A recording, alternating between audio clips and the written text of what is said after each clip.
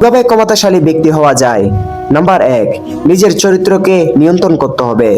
যেমন সত্য কথা বলা অভ্যেস করতে হবে। অন্যের সঙ্গে নিষিদ্ধ মিথ্যা কথা বলা যায়, কিন্তু অকারণে বা নিজের সঙ্গে মিথ্যা কথা বলা উচিত নয়। নাম্বার ২, দরকার থেকে কম বলতে হবে।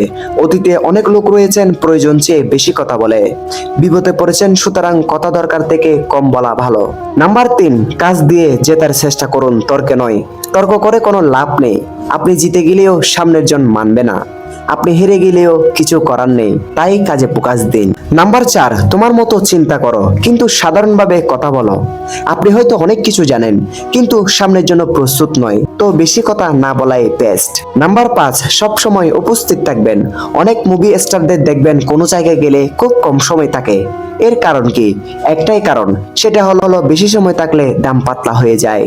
এই ৫টি ধাপ আপনি স্টেপ বাই স্টেপ ফলো করলে আপনিও ক্ষমতাশালী ব্যক্তি হয়ে উঠতে পারবেন।